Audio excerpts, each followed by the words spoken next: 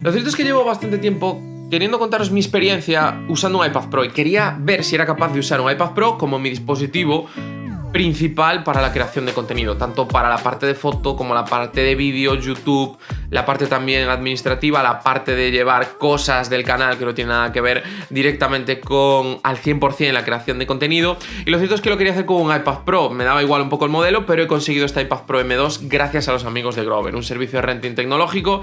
Ya he hecho más cosas con ellos y lo cierto es que es bastante cómodo, ¿vale? Os voy a explicar un poquito cómo funciona. Seleccionas el producto, tiene un catálogo enorme con dispositivos de Apple, con cámaras, con drones, con portátiles, con móviles, prácticamente lo que quieras. Seleccionas el número de meses que quieres, ahí en función de eso tienes una cuota diferente u otra. Ese es el tiempo mínimo de alquiler, después de ese tiempo puedes devolver el producto, pero también te puedes quedar el producto con un número de mensualidades pagando lo que estás pagando por esa cuota. Desde el primer momento tienes toda esa información, es muy sencillo, tienes que complementar una serie de datos y te envían el producto. Ahí ya lo que tú quieras. Yo llevo ya varios productos con ellos, algunos iPhone, el MacBook, ahora también está iPad Pro, y todo bastante sencillo y bastante rápido. Os dejo un enlace en la descripción, que es un código de afiliados para mí y también con un pequeño código de descuento para vosotros si utilizáis este que sale aquí, que es Ulloa 100 para vuestro primer alquiler con Grover. Dicho esto, vamos a hablar ya de la experiencia de este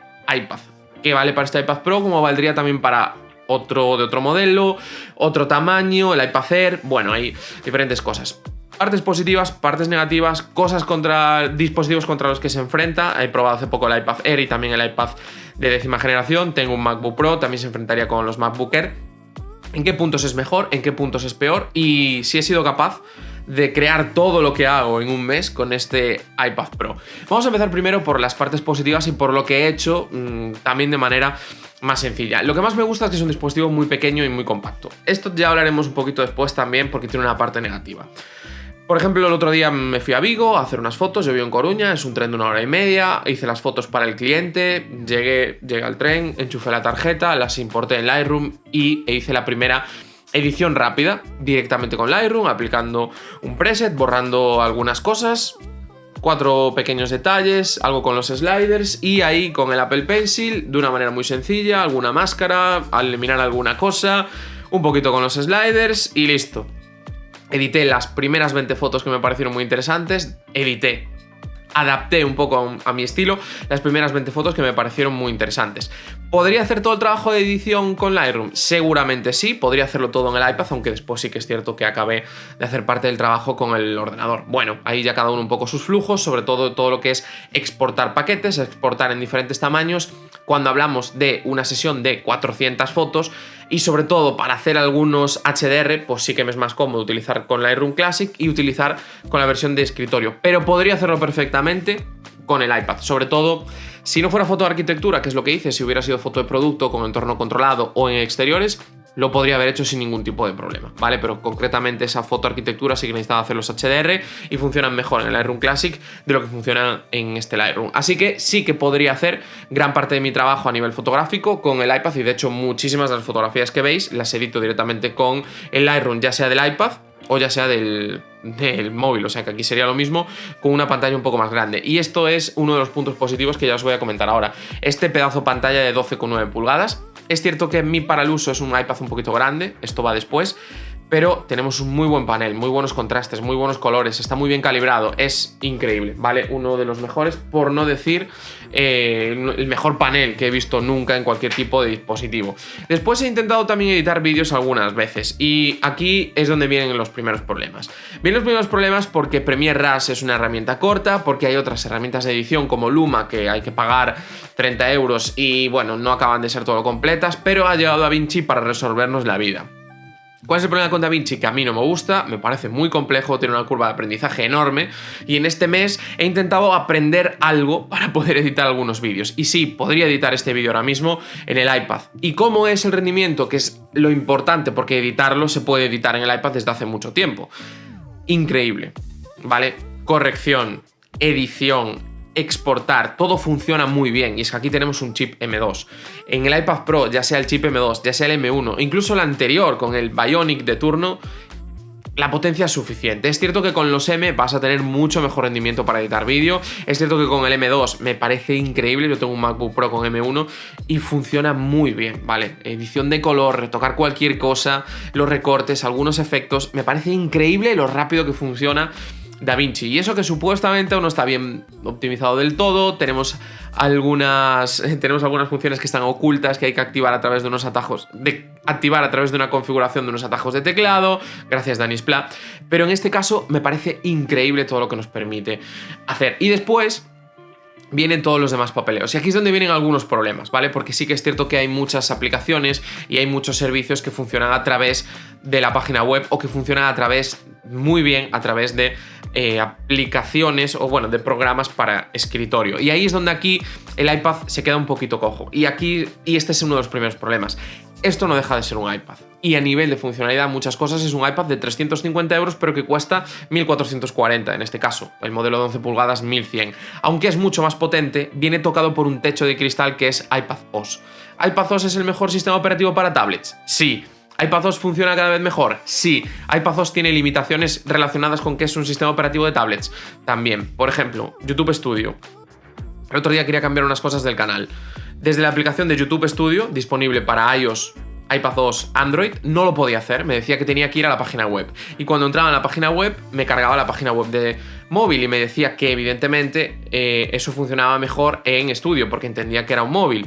Pero yo le daba a que me lo mostrara como página web de escritorio y no funcionaba bien, porque está pensado para otro tamaño, está pensado para otras cosas y no acababa de funcionar del todo bien. Me pasó también en el tren preparando un presupuesto.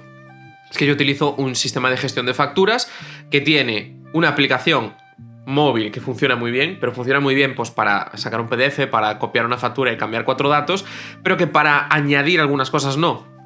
Y desde la versión web, aquí era horrible lo mal que funcionaba. Entonces ahí, curiosamente, donde es menos importante, es donde me encontraba un poquito más cojo.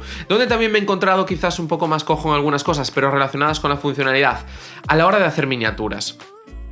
Lightroom funciona muy bien, tenemos un muy buen Photoshop, pero en algunas cosas lo que es el uso de Photoshop y las otras herramientas que he podido ver, como por ejemplo Affinity, se quedan un pelín por debajo de lo que tenemos, por ejemplo, en un ordenador. Evidentemente, creo que podría hacer las miniaturas todas del canal y todas las que necesite en este Photoshop o incluso con el Affinity, con la versión 2, que está muy bien, pero lo cierto es que sí que creo que sigue un paso por detrás.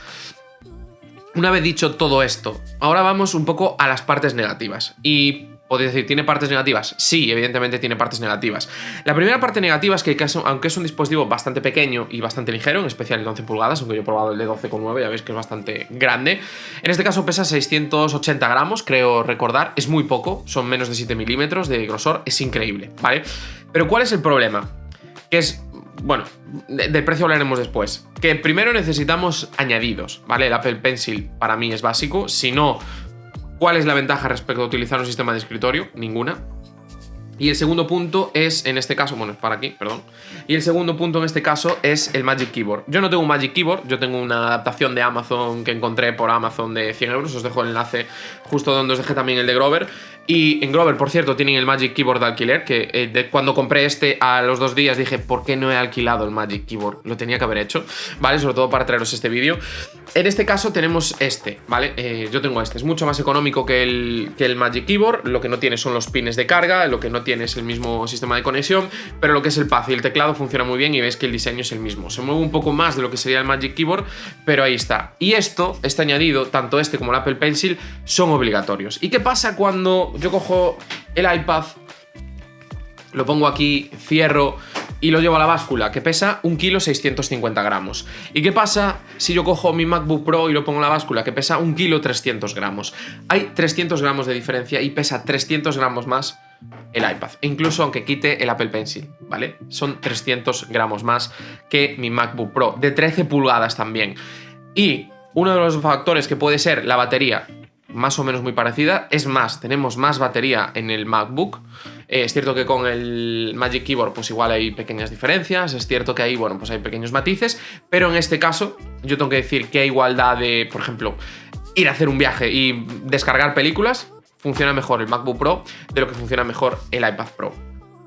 Y otro de los factores es el precio. Este dispositivo cuesta 1.440 euros de precio base, el de 128 GB. Es más caro que el MacBook Air M2, bueno, parecido, es más caro que el MacBook Air M1. El Magic Keyboard cuesta 400 euros y el Apple Pencil cuesta, de segunda generación, 100 y muchos euros, si no recuerdo mal. Este lo compré, o sea que no me quiero acordar porque me dolería si lo pienso solo para haceros estos vídeos. Si juntamos todos estos factores, si juntamos todos estos detalles, esta combinación con el Magic Keyboard costaría 2.000 euros. Por 2.000 euros te compras el MacBook Pro de 13 pulgadas, no el de 128, sino el modelo siguiente, y además con más RAM, y va a ser más capaz y va a valer para todas estas cosas más que un iPad Pro. Pero a todo esto hay un pequeño factor, y es que también hay un iPad Pro de 11 pulgadas, más económico, el teclado es más económico, y ahí sí que tendríamos un pequeño valor añadido. Respondiendo a la pregunta del título, ¿mi experiencia usando un iPad Pro como dispositivo para crear contenido es correcto? ¿Es bueno? Vale. Tengo que decir que sí. Tengo que decir que si quieres usar un iPad Pro como dispositivo para crear contenido, si quieres usar un iPad Pro en tu día a día para hacer fotos, para hacer vídeos, para editar todo lo que necesites, la realidad es que es más que posible. De hecho, es muy buena herramienta para eso. La unión que tiene con el Apple Pencil lo hace increíble. Para editar fotos va fantástico, Lightroom funciona increíble, Affinity funciona muy bien, tenemos una suite de Adobe que cada vez ofrece más opciones con Photoshop, tenemos también la suite que tiene Affinity, Designer, los tengo aquí instalados, no me acuerdo exactamente cómo se llama el desarrollador, pero los tengo aquí. Affinity, Publisher, Designer, que son del mismo desarrollador. Tenemos DaVinci para vídeo y también tenemos, además de Photoshop y Lightroom, tenemos Premiere Rush y también tenemos Illustrator dentro de Creative Cloud de Adobe. Y todo incluido dentro de la suscripción. Si ya la pagas para ordenador, como hago yo, pues tienes todas las opciones también para el iPad. La batería es más que suficiente para una jornada de trabajo, a no ser que sea excesivamente exigente. Si te pones a editar con DaVinci en 4K, es posible que necesites cargarlo levemente. Y después, por lo demás, la pantalla es increíble para eso, y el Apple Pencil, la reactividad, el cómo funciona, cómo sirve, cómo escribes con él, es increíblemente bueno. ¿Podría utilizar el iPad Pro solo para crear todo el contenido que hago? Sí. Tendría muchos problemas respecto a un ordenador. En algunas cosas sí, pero en otras cosas creo que saldría ganando. Por ejemplo, a la hora de editar las fotos, hay muchas veces que cuando me pongo a editar una foto, sobre todo con Lightroom, si la tengo en el móvil, no abro, si la importo desde el móvil, un RAW desde el iPhone o desde cualquier otro dispositivo que esté probando, no abro el portátil ni el sobremesa, sino que lo hago directamente aquí porque Lightroom funciona realmente muy bien y es increíblemente rápido con este chip M2, y por lo demás creo que es un dispositivo muy completo. Es cierto que seguimos con ciertas limitaciones, es cierto que si le añadimos todo es muy caro y bastante grande y bastante pesado, y ahí es donde me cuesta un poco escoger antes un iPad Pro que un MacBook Pro, porque me complementa muchas más cosas de una manera un poco más correcta, y sobre todo lo que tenemos son una experiencia mejor con diferentes aplicaciones que solo funcionan en web y también con diferentes programas que aquí no están al 100% utilizables. En cosa de un par de años puede ser increíble lo que ofrezca un iPad Pro con un chip M4. Puede ser la herramienta definitiva y perfecta, incluso más pequeña, más ligera, con un teclado más pequeño, pero a día de hoy creo que sigue un paso por detrás de lo que me daría, por ejemplo, un MacBook Pro M2 de 14 pulgadas al mismo precio que este iPad Pro de 12,9 pulgadas. Esto era todo lo que os quería decir sobre esta experiencia con el iPad Pro. Lo cierto es que me ha gustado mucho el dispositivo, de hecho lo voy a incorporar a mi día a día. Voy a seguir pagando el servicio de renting una vez que acabe esta colaboración con Grover. Os vuelvo a recordar que os dejo el enlace en la caja de descripción por si queréis ver un poco más de qué funciona este servicio de renting.